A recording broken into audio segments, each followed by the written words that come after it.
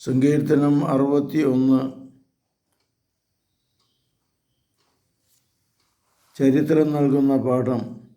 എൻ്റെ ദൈവമേ, എൻ്റെ ഉപദേശം ശ്രവിക്കുക, എൻ്റെ വാക്കുകൾക്ക് ചെവി തരിക. ഞാനൊരു ഉപമ പറയാം, പുരാതന ചരിത്രത്തിൻ്റെ പൊരുൾ ഞാൻ വ്യക്തമാക്കാം. നാം അത് കേൾക്കുകയും അറിയുകയും ചെയ്തിട്ടുണ്ട്. പിതാക്കന്മാർ നമ്മോട് പറഞ്ഞിട്ടുണ്ട്. അവരുടെ മക്കളിൽ നിന്ന് നാം അത് മറച്ചു വയ്ക്കരുത്.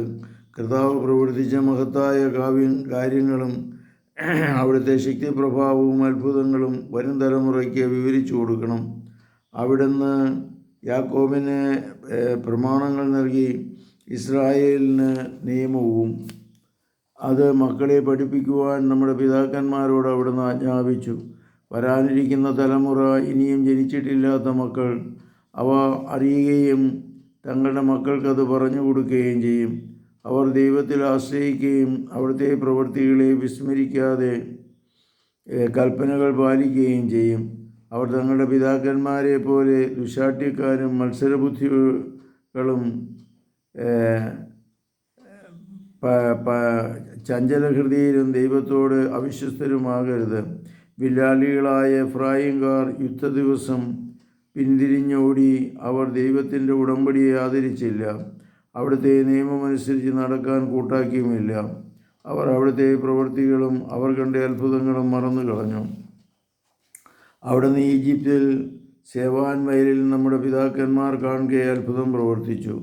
അവർക്ക് കടന്നു പോകാൻ കടലിനെ വിഭജിച്ചു. അവിടുന്ന് ജലത്തെ കുന്നുപോലെ നിർത്തി. പകൽ സമയം അവിടുന്ന് മേഘം കൊണ്ടും രാത്രിയിൽ അഗ്നിയുടെ പ്രകാശം കൊണ്ടും അവരെ നയിച്ചു. അവിടുന്ന് മരുഭൂമിയിൽ പാറ പിളർന്നു. അവർക്ക് കുടിക്കുവാൻ ആഴത്തിൽ നിന്ന് സമൃദ്ധമായ ജലം നൽകി. പാറയിൽ നിന്ന് അവിടുന്ന് നീർച്ചാൽ ഒഴുക്കി, ജലം നദി പോലെ ഒഴുക്കി. എന്നിട്ടും അവർ അവിടത്തേക്ക് എതിരായി കൂടുതൽ പാപം ചെയ്തു. അത്യുന്നതനോട് അവർ മരുഭൂമിയിൽ വെച്ച് മത്സരിച്ചു. ഇഷ്ടമുള്ള ഭക്ഷണം ചോദിച്ച് അവർ ദൈവത്തെ പരീക്ഷിച്ചു. അവർ ദൈവത്തിനെതിരായി സംസാരിച്ചു. മരുഭൂമിയിൽ മോശ ഒരുക്കുവാൻ അവിടത്തേക്ക് കഴിയുമോ? മേശയൊരുക്കുവാൻ അവിടത്തേക്ക് കഴിയുമോ? അവിടുന്ന് പാറയിലടിച്ചു, ജലം പൊട്ടി ഒഴുകി.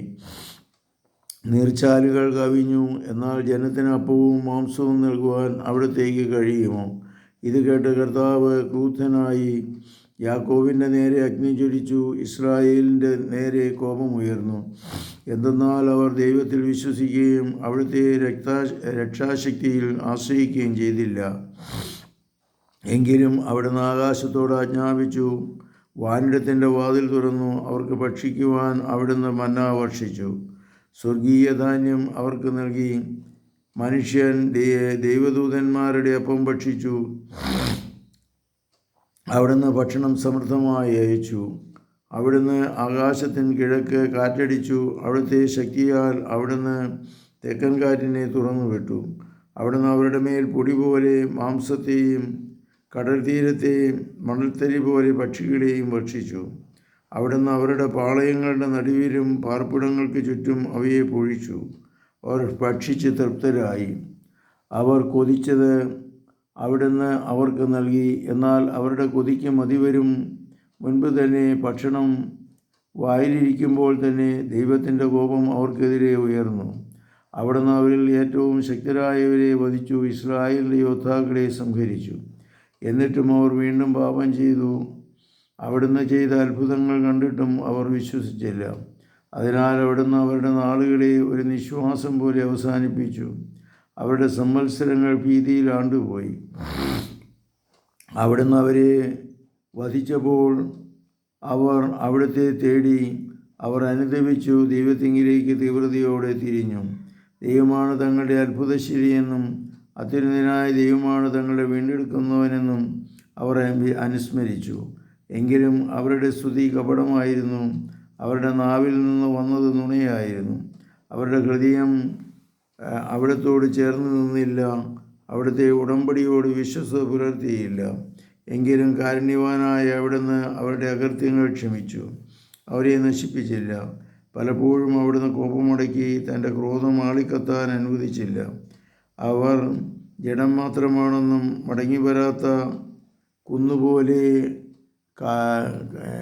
കാറ്റാണെന്നും അവിടുന്ന് അനുസ്മരിച്ചു. അവർ എത്രയോ പ്രാവശ്യം മരുഭൂമിയിൽ വെച്ച് അവിടുത്തോട് മത്സരിച്ചു, എത്രയോ പ്രാവശ്യം വിജനപ്രദേശത്ത് വെച്ച് അവിടുത്തെ ദുഃഖിപ്പിച്ചു. അവർ വീണ്ടും വീണ്ടും ദൈവത്തെ പരീക്ഷിച്ചു, ഇസ്രായേലിൻ്റെ പരിശുദ്ധനെ പ്രകോപിപ്പിച്ചു. അവർ അവിടുത്തെ ശക്തിയോ ശത്രുവിന് തങ്ങളെ രക്ഷിച്ച ദിവസമോ ഓർത്തില്ല. ഈജിപ്തിൽ വെച്ച് അവിടുന്ന് പ്രവർത്തിച്ച അടയാളങ്ങളും സേവാൻ വയലുകളിൽ വെച്ച് ചെയ്ത അത്ഭുതങ്ങളും ഓർത്തില്ല. അവരുടെ നദികളെ അവിടുന്ന് ശക്തമാക്കി മാറ്റി.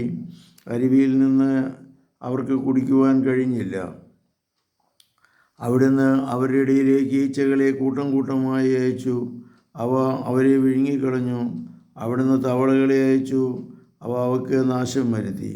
അവരുടെ വിളവുകൾ കമ്പിളിപ്പുഴുവിനും അവിടുത്തെ അധ്വാനശീലം വെട്ടുക്കിളിക്കുമായി വിട്ടുകൊടുത്തു. അവിടുന്ന് അവരുടെ മുന്തിരിത്തോട്ടങ്ങളെ കൽമഴ കൊണ്ടും സിക്കമൂർ മരങ്ങളെ ഹിമവർഷം കൊണ്ടും നശിപ്പിച്ചു. അവിടുന്ന് അവരുടെ കന്നുകാലികളെ കൽമഴയ്ക്കും അവരുടെ ആട്ടിൻകൂട്ടത്തെ ഇടുത്തിക്കും ഇടയാക്കി. അവിടുന്ന് അവരുടെ ഇടയിലേക്ക് തൻ്റെ ഉഗ്രകോപം, ക്രോധം, രോഷം, ദുരിതം എന്നിങ്ങനെ സംഹാര ദൂതന്മാരെ അവിടുത്തെ സംഘത്തെ അയച്ചു. അവിടുന്ന് തൻ്റെ കോപത്തെ അഴിച്ചുവിട്ടു. അവിടുന്ന് അവരെ മരണത്തിൽ നിന്ന് ഒഴിവാക്കിയില്ല. അവരുടെ ജീവനെ മഹാമാരിക്ക് ഏൽപ്പിച്ചു കൊടുത്തു. ഈജിപ്തിലെ കടിഞ്ഞൂലുകളെ, ഹാമിൻ്റെ കൂടാരത്തിലെ പൗരുഷത്തിൻ്റെ പ്രഥമ ഫലങ്ങളെ അവിടുന്ന് സംഹരിച്ചു. എന്നാൽ തൻ്റെ ജനത്തെ ചെമ്മരിയാടുകളെ പോലെ അവിടുന്ന് പുറത്തു കൊണ്ടുവന്നു. ആട്ടിൻപറ്റത്തെ പോലെ മരുഭൂമിയിലൂടെ നയിച്ചു. അവിടുന്ന് അവരെ സുരക്ഷിതമായി നയിച്ചതിനാൽ അവർ നിർഭയരായിരുന്നു. എന്നാൽ അവരുടെ വൈരികളെ കടൽ മൂടിക്കളഞ്ഞു. അവിടുന്ന് അവരെ തൻ്റെ വിശുദ്ധ ദേശത്തേക്കും തൻ്റെ വലതുകൈ നേടിയെടുത്ത പർവ്വതങ്ങളിലേക്കും കൊണ്ടുവന്നു. അവരുടെ മുമ്പിൽ നിന്ന് അവിടുത്തെ ജനതകളെ തുരുത്തി അവർക്ക് അവകാശം അളന്നു കൊടുത്തു. ഇസ്രായേൽ ഗോത്രങ്ങളെ പാളയത്തിൽ പാർപ്പിച്ചു. എന്നിട്ടും അവർ അത്യുന്നതനായ ദൈവത്തെ പരീക്ഷിക്കുകയും അവിടുത്തോട് മത്സരിക്കുകയും ചെയ്തു. അവർ അവിടുത്തെ കൽപ്പനകൾ അനുസരിച്ചില്ല. താങ്കളുടെ പിതാക്കന്മാരെ പോലെ അവർ ദൈവത്തിൽ നിന്ന് അകന്ന് അവിശ്വസ്തമായി പെരുമാറി. ഞാണയഞ്ഞ വില്ലുപോലെ വഴുതി മാറി. അവർ തങ്ങളുടെ പൂജാഗിരികളാൽ അവിടുത്തെ പ്രകോപിപ്പിച്ചു. തങ്ങളുടെ വിഗ്രഹങ്ങളാൽ അവിടുത്തെ അസൂയാലുക്കളാക്കി. ദൈവം ഇത് കേട്ട് ക്രൂദ്ധരായി. അവിടുന്ന് ഇസ്രായേലിനെ പരിപൂർണമായി പരിത്യജിച്ചു. ആകയാൽ അവിടുന്ന് മനുഷ്യരുടെ ഇടയിലെ തൻ്റെ നിവാസമായ ഷിയോനിലെ കൂടാരം ഉപേക്ഷിച്ചു. അവിടുന്ന് തൻ്റെ ശക്തിയെ അടിമത്വത്തിനും മഹത്വത്തെ ശത്രുവിൻ്റെ കരത്തിനും ഏൽപ്പിച്ചു കൊടുത്തു. അവിടുന്ന് തൻ്റെ ജനത്തെ വാളിന് വിട്ടുകൊടുത്തു. തൻ്റെ അവകാശത്തിന്മേൽ ക്രോധം ചൊരിഞ്ഞു. അവരുടെ യുവാക്കളെ അഗ്നി വിഴുങ്ങി. അവരുടെ കന്യകമാർക്ക് വിവാഹീതം ഉണ്ടായിരുന്നില്ല. അവരുടെ പുരോഹിതന്മാർ വാളിനിരയായി. അവരുടെ വിധവകൾ വിലാപം ആചരിച്ചില്ല.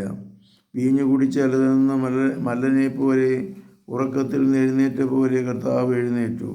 അവിടുന്ന് എൻ്റെ ശത്രുക്കളെ തുരത്തി അവർക്ക് ശാശ്വതമായ അവമതി വരുത്തി. അവിടുന്ന് ജോസഫിൻ്റെ കൂടാരം ഉപേക്ഷിച്ചു. എഫ്രാമിൻ്റെ ഗോത്രത്തെ തിരഞ്ഞെടുത്തില്ല. എന്നാൽ അവിടുന്ന് യൂദാഗോത്രത്തെയും താൻ സ്നേഹിച്ചിരുന്ന സീയോൻ മലയെയും തിരഞ്ഞെടുത്തു. ഉന്നതമായ ആകാശത്തെ പോലെയും എന്നേക്കുമായി സ്ഥാപിച്ചിരിക്കുന്ന ഭൂമി പോലെയും അവിടുന്ന് തൻ്റെ ആലയം നിർമ്മിച്ചു. അവിടുന്ന് എൻ്റെ ദാസനായ ദാവീദിനെ തിരഞ്ഞെടുത്തു. അവനെ ആടുകളുടെ ഇടയിൽ നിന്ന് വിളിച്ചു. തൻ്റെ ജനമായ യാക്കോബിനെയും തൻ്റെ അവകാശമായ ഇസ്രായേലിനെയും മേയ്ക്കുവാൻ വേണ്ടി അവിടുന്ന് തള്ളയാടുകളെ മേയിച്ചിരുന്ന അവനെ വിളിച്ചു വരുത്തി. അവർ പരമാർത്ഥ ഹൃദയത്തോടെ അവരെ മേയിച്ചു. കരവിരുതോടെ അവൻ അവരെ നയിച്ചു. കർത്താവേ, ഞങ്ങളെ അനുഗ്രഹിക്കണമേ. പരിശുദ്ധ പരമദിവ്യകാരുണ്യത്തിൽ നേരവും ആരാധനയും സ്തുതിയും പുകഴ്ചയുണ്ടായിരിക്കട്ടെ. ഈശോ മിശിഹായ്ക്കും സ്തുതിയായിരിക്കട്ടെ.